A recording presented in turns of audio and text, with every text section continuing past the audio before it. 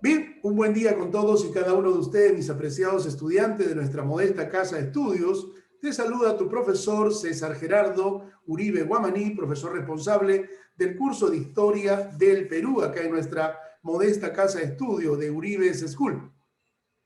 Esta clase va dirigida el día de hoy, así es, jueves 20 de mayo del presente año 2021, a los estudiantes del quinto año de secundaria, sección B, promoción 2021.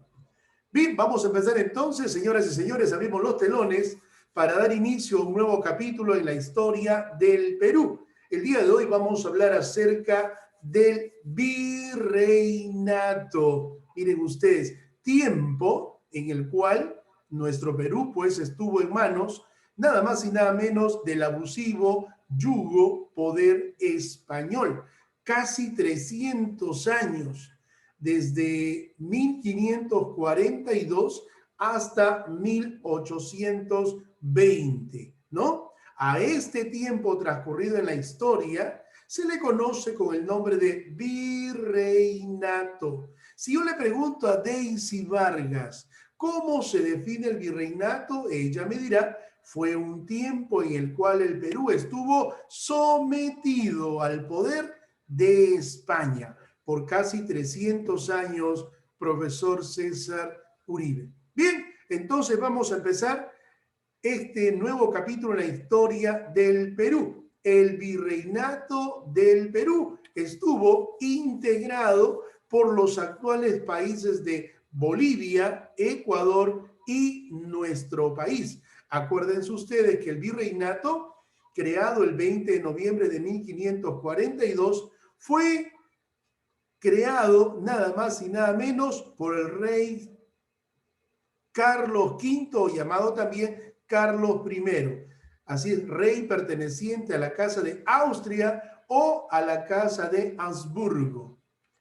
¿Cómo definimos el virreinato? El virreinato del Perú fue creado en primer lugar por su majestad el rey Carlos V o Carlos I, por real cédula del 20 de noviembre de 1542. Y durante los siglos XVI y XVII, acuérdense ustedes, que existían en América solo los virreinatos de México y el Perú. El territorio del virreinato del Perú abarcó casi toda la América del Sur, incluyendo Panamá en América Central, a excepción del territorio brasileño, que esto, como ustedes saben, por historia universal, va a ser colonia de los portugueses. El virreinato del Perú, nuevamente repito, creado por Carlos I o Carlos V, rey de España, bajo real cédula del 20 de noviembre de 1542. Durante todo este tiempo gobernaron 40 virreyes nombrados por la corona española. Y entre los virreyes que van a destacar, punto de inicio, Blasco Núñez de Vela, y el último, don José de la Serna. Fueron 40 los virreyes que gobernaron nuestro Perú, enviados desde España para cuidar pues los intereses de este nuevo territorio llamado Perú. ¿Cuál fue la causa, según los datos de la historia, cuál fue la causa para la creación del virreinato? En primer lugar, se le atribuye como consecuencia de esto a las famosas guerras civiles entre pizarristas y almagristas. Acuérdense ustedes que esta dilatada guerra por el poder, por intereses, pues trajo como consecuencia que la corona española establezca y consolide, ¿qué cosa? Una nueva institución en el Perú, el cual sería la postre el virreinato. ¿Cuál fue la finalidad de su majestad Carlos V a través de la creación del virreinato? Primero, establecer la paz. Después de una dilatada guerra, respirar aires de paz. Segundo, convertirse en el imperio más poderoso del mundo, no solamente en América del Sur, sino en todo el mundo. Acuérdense ustedes que las 13 colonias bajo merced de los ingleses fue gran ejemplo tanto para el Perú y tanto para España en cuanto se refiere a establecer un imperio poderoso y rico. ¿Dónde se ubicó el virreinato, mis apreciados estudiantes? En la parte occidental de América del Sur, en el famoso exterritorio del Tahuantinsuyo, y abarcó desde el norte en Panamá hasta la Tierra del Fuego en el sur. La capital de este virreinato fue nada más y nada menos lo que vendría a ser años más tarde Lima, porque en esos tiempos se va a conocer como la ciudad de los reyes. Seguimos. Hablemos ahora acerca de su organización política en España y en la colonia.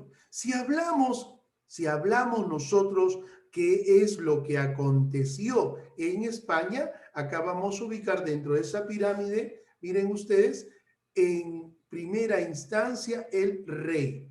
¿Quién fue el rey? La máxima autoridad del imperio colonial. Este gobernaba bajo tres formas de gobierno. Una absoluta, teocrática, y la tercera monárquica. Hablemos de la forma de gobierno absoluta. Señores, su palabra era ley y tenía que cumplirse. La voluntad del rey se convertía en ley y nadie podía refutar, contradecir lo que el rey estimaba. En otras palabras, esto era de cumplimiento obligatorio. Pobre de aquel que contravenga, que haga oído sordo, que haga caso omiso. El rey, en las manos del rey estaba la vida de las personas. Él disponía de la vida de las personas con castigos severamente drásticos que terminaban en algunos casos hasta con la muerte. Miren ustedes, pero el rey no gobernaba solo. El rey gobernaba asesorado, monitoreado por el Real y Supremo Consejo de Indias, que ya luego te hablo acerca de esto. La otra forma de gobierno, mi apreciado estudiante, fue la de monárquica. ¿Qué quiero decir? Solamente la transmisión, solamente la transición o la transmisión de la corona, del cargo de rey, lo asumía su hijo de sangre. Miren ustedes, ¿no? La dinastía continua en cuanto se refiere al poder. Y la forma teocrática de gobierno, este se creía un ser superior, hijo, en otras palabras, de Dios. Como te dije hace un instante, el Real y Supremo Consejo de India fue aquella institución que trabajaba de la mano del rey, con sede en España. Se encargaba de asesorar, se encargaba de orientar, se encargaba de aconsejar al rey en el arte del gobierno. Tenía un gran poder, porque si bien es cierto, el rey nombraba a su representante en su colonia, que este era el virrey, pero a propuesta del Real y Supremo Consejo de Indias. Miren ustedes, interesante. Eso es lo que acontecía en España. Ahora, en la colonia, miren ustedes, mis apreciados estudiantes, la máxima autoridad nombrada por el rey de España a propuesta del Consejo de Indias era el virrey. Si yo le pregunto a Jenny Merino, ¿quién fue el virrey? El representante del rey en su colonia. Todo virrey sabía desde cuándo era virrey, pero no sabía, mi apreciado Sergio, hasta cuándo era virrey. Esto dependería de su buena fidelidad, de su buen cumplimiento, de su buena obediencia a las órdenes del rey. ¿Quedó claro? El virrey no gobernaba solo, gobernaba también asesorado, monitoreado, supervisado por la Real Audiencia. Y el virrey, pues, presidía la Real Audiencia. Y de la mano con esta institución se encontraba el cabildo o los cabildos, que eran simplemente los municipios de hoy. Y del lado también se encontraban los corregimientos, a cargo de los corregidores, estos distribuidos en cada una de las provincias. Miren ustedes, ahí está una pirámide organizacional política de lo que aconteció el gobierno o el imperio colonial. A la cabeza, su majestad, el rey, César, zar. Miren ustedes, ¿no? Luego venía el Real y Supremo Consejo de Indias y finalmente lo que está en naranja, la famosa Casa de la Contratación de Sevilla, creada para, ¿qué cosa? Controlar y cuidar los intereses económicos de España. Vamos a escucharle a Sergio González, que nos hable acerca de la facultad del rey, lo que está de celeste, Sergio. Por 2 puntos. Te escucho, Sergio. Buenos días. Buenos días. Dice, eh, máxima autoridad en España, supremo mandatario de todas las colonias en América y con poderes absolutos. Dar leyes a través de células reales, declarar la guerra, firmar la paz, administrar justicia, acuñar monedas, etc. Perfecto, mi apreciado Sergio González. 2 puntos, por favor, a su participación. Como dijo nuestro compañero estudiante, el rey fue la máxima autoridad en España. Era el supremo mandatario, miren ustedes, de todas sus colonias en América. Acuérdense que el Perú fue la colonia más rica, la colonia más importante, la preferida de todas. ¿Y por qué?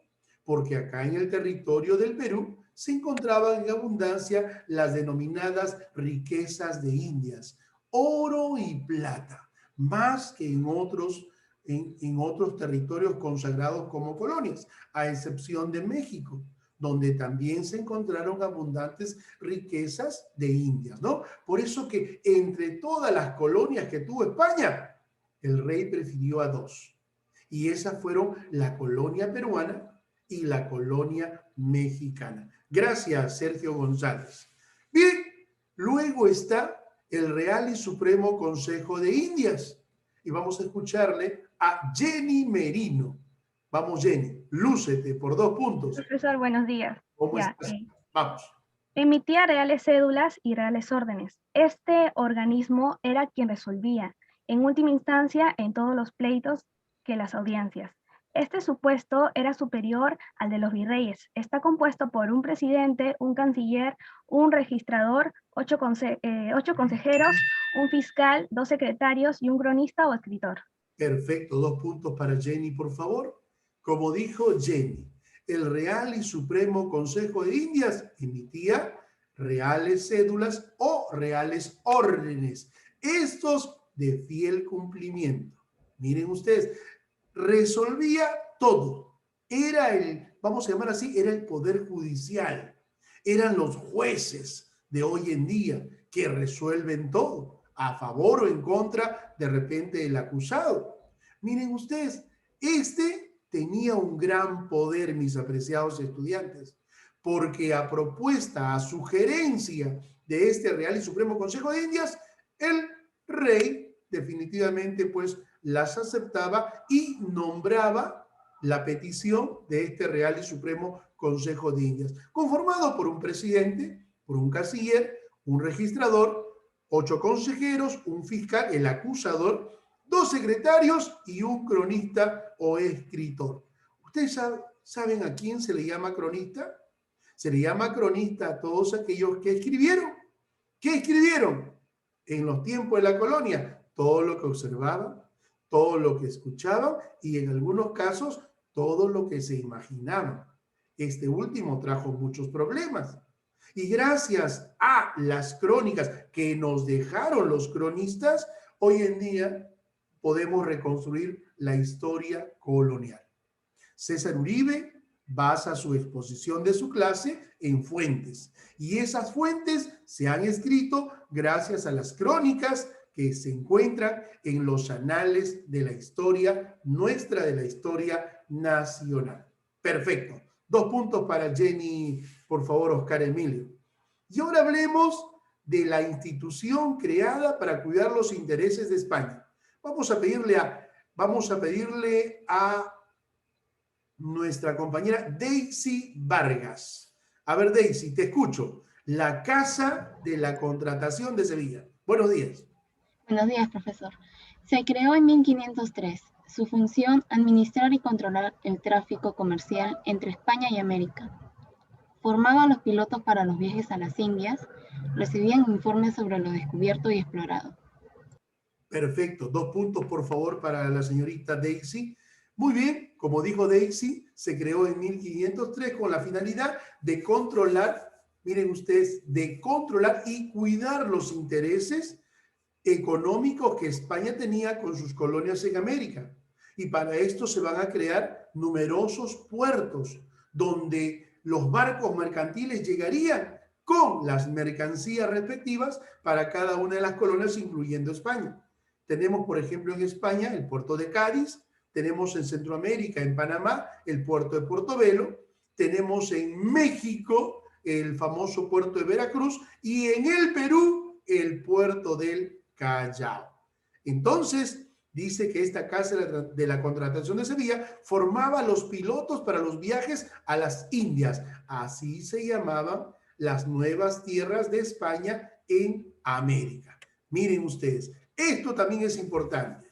Las dinastías y los reyes en el virreinato del Perú. Vamos a contar con la presencia de dos dinastías. La dinastía de Habsburgo y la dinastía de Borbón. La dinastía de Habsburgo pertenece a la formación de reyes en la Casa de Austria y la otra a la formación de reyes en la Casa de Francia. Si hablamos nosotros de los reyes que gobernaron el virreinato del Perú, fueron 10.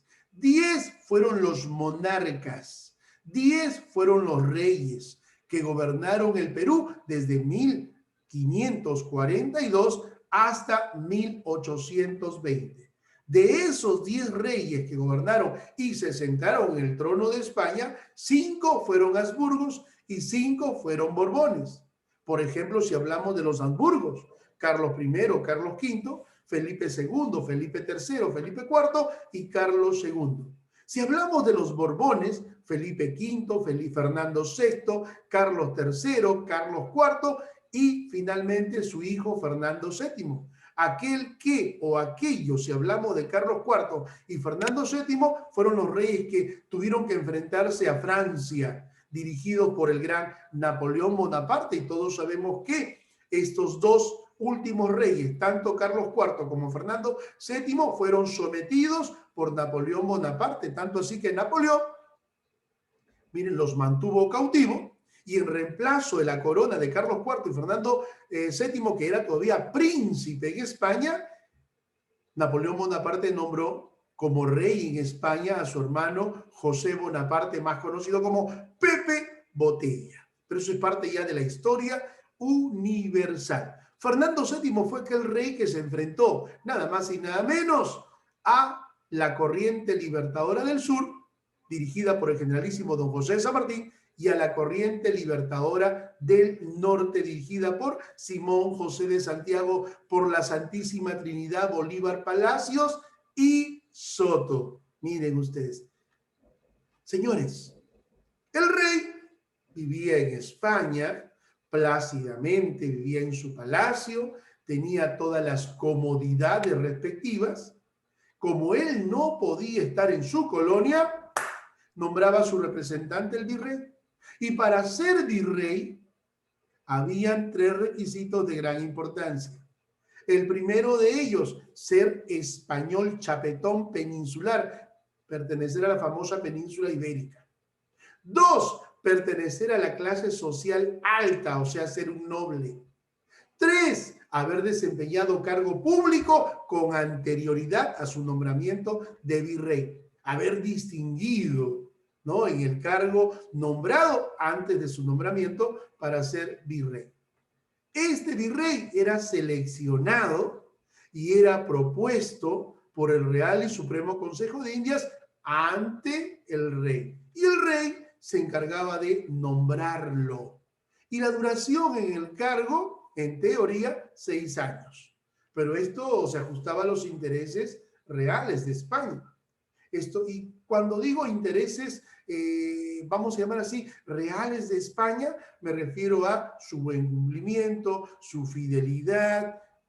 Miren ustedes, ¿no?, lo que el rey esperaba de este cargo de virrey. Sobre todo la fidelidad y el buen cumplimiento a las órdenes del rey.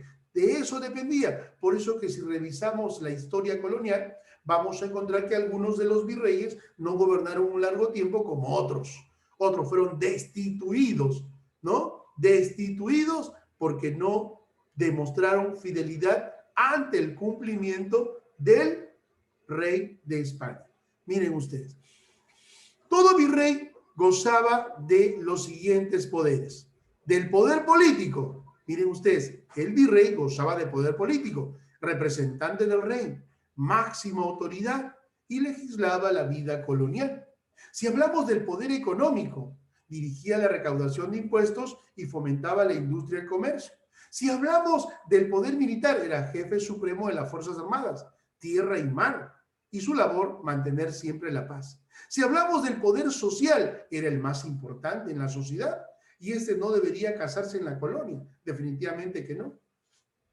Si hablamos nosotros del poder judicial, era presidente de la Real Audiencia, no contaba ni con voz ni voto. Y si hablamos del poder religioso, nombraba a los párrocos y velaba siempre por la propagación de la fe católica. Acuérdate, mi apreciado Sergio, acuérdate Daisy, Jenny, Valeria, ¿dónde está Valeria? ¿No? Acuérdense ustedes que España tenía como propósito, ¿qué cosa? Traer la nueva religión y evangelizar a toda esta población. Cambiar de pensamiento al indígena, que éste pase de idólatra a cristiano. Todo virrey tenía la obligación de escribir. Todo virrey tenía la obligación de escribir las llamadas memorias y luego entregárselo al nuevo virrey para que este nuevo virrey en el cargo las lea y se entere cómo fue el gobierno colonial. A eso se llaman memorias. Todo virrey, antes de dejar el cargo, mis apreciados estudiantes, era sometido a un proceso de investigación para saber si éste había sido honesto o para saber si éste tenía las uñas largas. Si era honesto, gracias. Goodbye to you, my friend. Te vas con todo lo que tú quieras, con todo lo guardado, acumulado, ganado. Pero si te encontraban culpable, te confiscaban tus bienes y terminabas preso. ¿Dónde era la prisión de aquellos instantes, de aquellos momentos? Nada más y nada menos en la fortaleza del Real Felipe. ¿Dónde? En el puerto principal del Perú, llamado Callao. Señores, los principales virreyes, de los 40, algunos marcaron historia, fueron de aplausos, también fueron de sorpresa, tuvieron gobiernos muy anecdóticos. Blasco Núñez de Vela fue el primer virrey, por ejemplo, pero no gobernó a carta cabal, emitió sus famosas nuevas leyes en 1542, le quitó los poderes a los encomenderos. Por eso es que Gonzalo Pizarro se rebeló en contra de la corona porque se le quitó el poder. Y todos sabemos que el mismo Gonzalo acabó con la vida de este primer virrey en la famosa batalla de Añaquito. ¿Se recuerdan ustedes? Ahí pierde la vida en 1546, siendo ejecutado por las tropas de Gonzalo Pizarro. El rey de España no sabía qué hacer. Asesinaron a su primer virrey, envió al segundo virrey, Antonio de Mendoza, ¿no? Para la continuidad en el poder, porque ya se había creado el virreinato del Perú. Y fue así. Otro virrey que destacó fue el quinto virrey del Perú, Francisco de Toledo, consagrado como el organizador más importante del virreinato del Perú, aquel verdadero organizador del imperio, ¿no? Del imperio colonial. En este caso, acá en la colonia. Estableció el tributo indígena, reglamentó el trabajo indígena, organizó la mita, creó las reducciones de los pueblos indios, organizó la Real Audiencia, liquidó la resistencia dirigida por Túpac Amaru II, trajo la Inquisición o el Tribunal del Santo Oficio a la Ciudad de los Reyes y también durante su gobierno se crea la prestigiosa Universidad de San Marcos, hoy considerada como la Universidad Decana del Perú y de toda América. Otro virrey, Pedro Fernández de Castro, consagrado como el famoso conde de Lemos, ¿no? José Antonio de Mendoza, el famoso marqués de Villagarcía. José Antonio Manso de Velasco, conocido como el conde de Superunda. Luego tenemos al controvertido, discutido, miren ustedes, anecdótico, Manuel Amat y Junín, aquel que perdió la cabeza por una mujer hermosa, guapa, bella, llamada Micaela Villegas, más conocida como la Perry Choli. Sí, señor. Este señor despilfarró mucho dinero, enloqueció por esta mujer y luego se entera que ésta lo engañaba, ¿no? Molesto, le dijo, eres una perra chola. Y gracias a Ricardo Palma tenemos ese término bastante simpático como la perrichola. Así es. Este personaje construyó nada más y nada menos la famosa Plaza de Toros de Hacho, la Alameda de los Descalzos, el Paseo de Aguas y el Rima. Inauguró la famosa fortaleza del Real Felipe, ¿no? Expulsó a los jesuitas por orden de Carlos III. Y durante su gobierno se fundó el famoso Real Convictorio de San Carlos. Miren ustedes.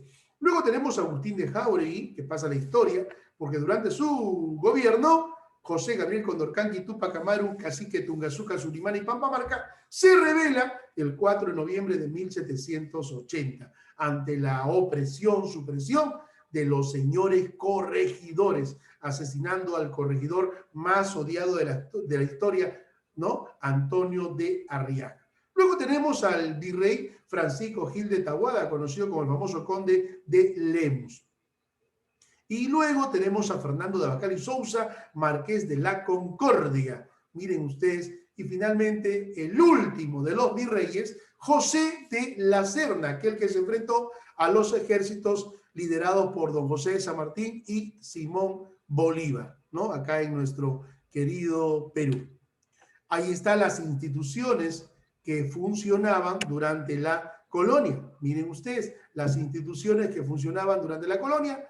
Sabemos que la más grande institución fue nada menos y nada más que el virreinato, representado por la máxima autoridad del virrey. Tenemos a las audiencias, que eran tribunales de justicia. Tenemos a los corregimientos, instituciones al mando de un corregidor, en los más abusivos, ¿no? Estos eran los más abusivos, explotadores, depredadores y estafadores, sobre todo de los indígenas. Acuérdense ustedes que por ese aspecto o por esa actitud abusiva que los corregidores tenían, Carlos III se molesta, anula los corregimientos y crea las famosas intendencias. Por eso se dice que las intendencias reemplazaron a los corregimientos. Ya no se hablaba de corregidores, sino ahora se hablaba de intendentes. En otras palabras, fue lo mismo, ¿no? ¿Cuántos corregimientos había? 78. ¿Y cuántas intendencias van a haber después de anular los corregimientos? Solamente 8 intendencias. Luego tenemos a los cabildos, fueron las municipalidades de hoy. La máxima autoridad o su máxima autoridad fue nada más y nada menos que el señor alcalde de Lima. Y todos sabemos que el primer alcalde de Lima, ¿se acuerdan ustedes quién fue? El primer alcalde de Lima, más conocido como el Viejo, ¿no? Nicolás de Rivera fue el primer alcalde de la Ciudad de los Reyes. Ahí tenemos a la Real Audiencia, la Corte Suprema de Justicia, ¿no? Integrada por juzgados. Nombramiento era propuesto por el Consejo de Indias y nombrados por el rey, en su mayoría estos eran abogados, lo que hoy representaría el Poder Judicial, ¿no? Y el Ministerio Público también. Por eso usted que hoy en día el Ministerio Público acusa, el Ministerio Público actúa en honor a la verdad, es el defensor de la ley, ¿no? Es el defensor de la justicia, representado por el fiscal, ¿no? Luego tenemos ahí a los miembros, integrado por 5, ¿no? A 8 miembros, nada más y nada menos que el virrey era el presidente, el fiscal el acusador, el juez que juzgaba y el secretario que se encargaba de redactar las actas respectivas. Las funciones que tenía la Real Audiencia: administraba la justicia, aconsejar al virrey en asuntos del Estado, representaba también al virrey en caso de enfermedad o fallecimiento. Así es, mis apreciados estudiantes. Luego tenemos ahí a los corregidores, ya te dije que fueron los personajes más odiados de la historia del Perú, y José Gabriel Condorcanqui se revela, ¿no? Debido a la opresión de estos corregidores. Y gracias a esto se escuchó la voz de protesta y el rey de España anula los corregimientos y crea las intendencias luego de la muerte de José Gabriel Condorcanqui Túpac Amaru. Ahí está el cabildo, primer alcalde de la Ciudad de los Reyes, Nicolás de Rivera, conocido como el Viejo, ¿no? Este fue el primer alcalde y fue también uno de los 13 valientes de la famosa Isla del Gallo, cuando Francisco Pizarro trazó una línea, ¿se recuerdan? O una raya en la arena y dijo, los que crucen serán ricos y los que no serán pobres. Y ahí está, ¿no? Las atribuciones y funciones que tenía este personaje a través del cabildo. Las clases sociales en la colonia, conformada por españoles, conformada por criollos, conformada por mestizos, zambos, indios y al final los negros que eran esclavos que trabajaban en las minas y también en las plantaciones. Bien, mis apreciados estudiantes, gracias a todos y cada uno de ustedes por su puntualidad, gracias por su buen entendimiento y ahora, después del descanso, pasamos a esta práctica que le he preparado para que usted pueda leerla, trabajarla y tiene los 40 minutos para poder resolverlas y enviarme rápidamente, ¿no?, a nuestra plataforma de Uribes School. Gracias a todos y cada uno de ustedes, mis apreciados estudiantes, por su atención y su puntualidad. Fue tu profesor César Gerardo Uribe Guamaní, profesor responsable del curso de Historia del Perú. Gracias, Sergio. Gracias, Daisy. Gracias, Jenny Merino. Gracias a todos y cada uno de ustedes, mis apreciados estudiantes. Nos vemos.